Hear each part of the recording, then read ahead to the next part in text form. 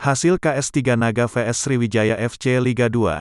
Dedi Hartono balas kesalahan di babak pertama, SFC menang. Sriwijaya FC akhirnya berhasil memastikan diri menjadi juara grup A Liga 2 Indonesia.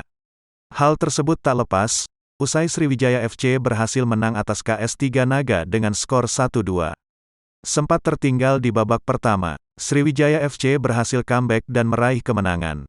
Gol KS3 Naga diciptakan oleh Gulam di menit ke-34 melalui titik penalti. Sementara gol Sriwijaya FC diciptakan Nur Iskandar di menit ke-66 dan Dedi Hartono di menit ke-72.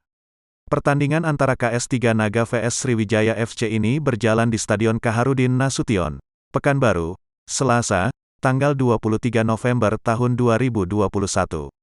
Malam, pertandingan berjalan dengan tempo cepat pada laga ini. Kedua tim tampak sama-sama ingin memenangkan pertandingan namun dengan misi yang berbeda. KS3 Naga menginginkan kemenangan untuk lolos dari zona degradasi. Sementara Sriwijaya FC ingin meraih kemenangan untuk memastikan diri menjadi juara grup.